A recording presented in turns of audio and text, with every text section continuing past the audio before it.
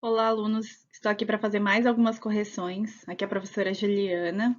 Então, nesse vídeo, eu vou fazer a correção do exercício 41 e 48, que eram só com estruturas de repetição diferentes.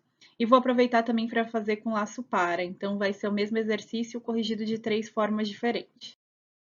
O enunciado do exercício dizia o seguinte: desenvolva um fluxograma que receba 20 números via teclado e exiba a quantidade de números pares digitados, a quantidade de números ímpares digitados, a somatória dos números pares e a somatória dos números ímpares.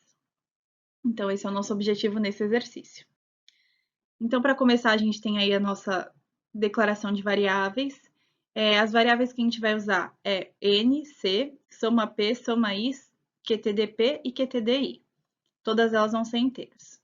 Então, aí tem a explicação, né, do que significa cada variável. N é o número digitado pelo usuário, C vai ser o nosso contador, SP vai ser a soma dos números, soma P vai ser a soma dos números pares, soma I vai ser a soma dos números ímpares, QTDP, quantidade de números pares, e QTDI, quantidade de números ímpares.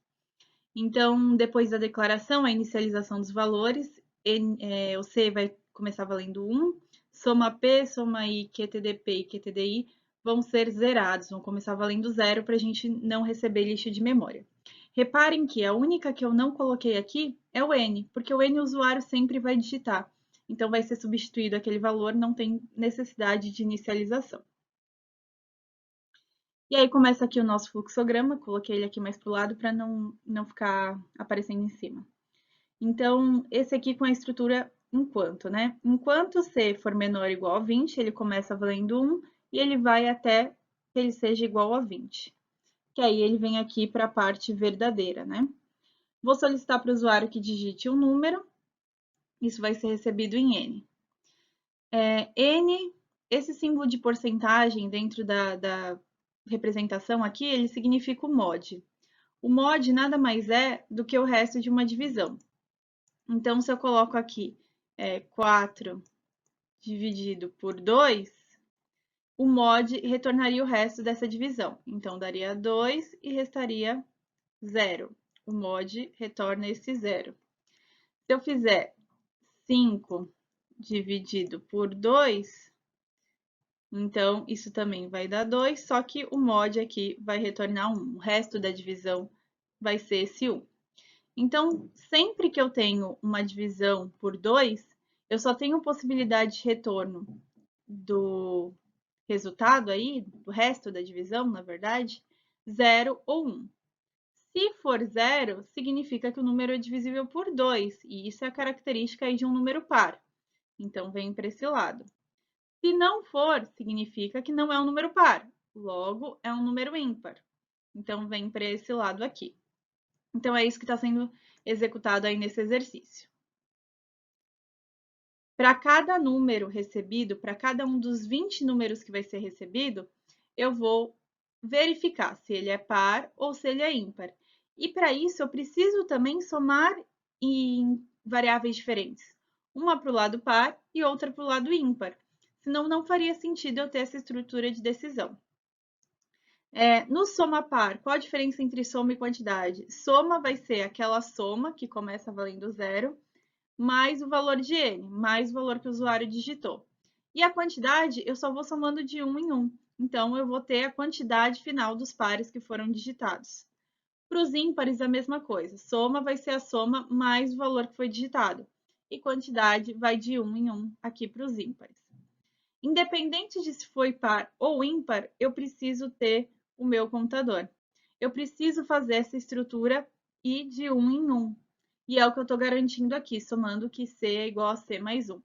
Enquanto ele for menor ou igual a 20, enquanto isso for verdade, isso aqui vai acontecer.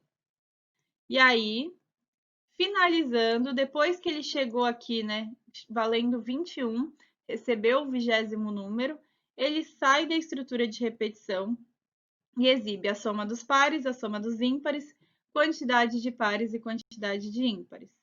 Eu reparei só que eu coloquei na ordem diferente do que estava lá no enunciado, mas estou exibindo todas as informações.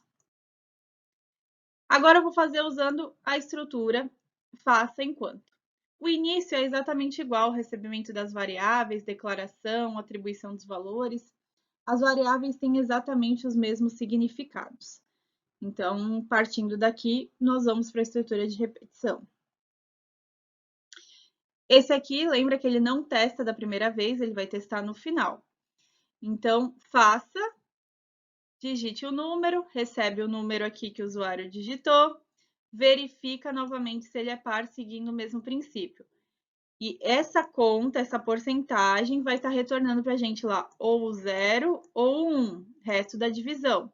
Se for igual a zero, é par. Eu somo nessa variável, né? Vou somando o valor de n na variável soma par e vou somando mais 1 na quantidade que também foi inicializada como zero. Se foi falso, somo o número na variável soma i e somo mais 1 nessa quantidade. Do mesmo modo, eu tenho que incrementar 1 no meu contador. Eu tenho que somar 1 no meu contador. E isso vai se repetir enquanto também C for menor ou igual a 20. Finalizando a execução, exibo soma P, soma I, quantidade QTDP e QTDI, exatamente igual ao que foi feito no anterior, tá? Então, repara que nesse exercício, as diferenças entre usar o enquanto e o faço enquanto são pequenas. É só o local da verificação mesmo, mas o resultado que a gente obtém é exatamente o mesmo, tá? A gente não precisou de grandes adaptações. Agora eu vou fazer usando a nossa última estrutura que a gente viu, que foi o para. Novamente, a parte de variáveis vai continuar exatamente igual, tá? Não vou ter nenhuma diferença. A única coisa é que eu não precisava ter inicializado aqui, já que o para já inicializa esse valor. Mas também não vai dar errado porque eu inicializei, tá? Aqui, coloquei que o C é igual a 1, enquanto C for menor ou igual a 20, eu vou somando de 1 em 1. Lembrando que essa parte aqui só acontece na primeira execução.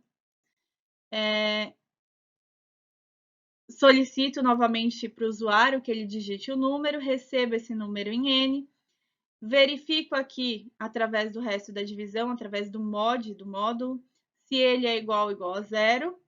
Se for par, somo nos pares e somo mais 1 na quantidade de pares. Se não for igual ou igual a zero, no caso só pode ser 1, né?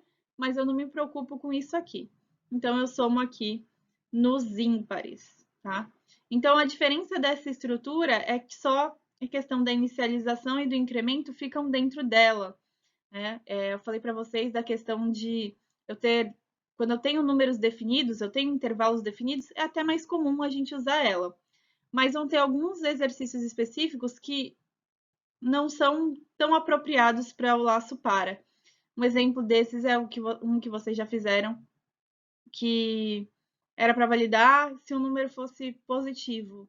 Não faz sentido usar um laço para, né, para verificar. Enquanto o número for positivo, eu ficar repetindo. Não tem uma quantidade definida de vezes que o usuário vai errar a digitação, tá? Então, aqui tem as 3 correções. A do para vocês não fizeram esse exercício, na verdade, eu só quis trazer também para ajudar nas próximas definições aí, nas próximas resoluções.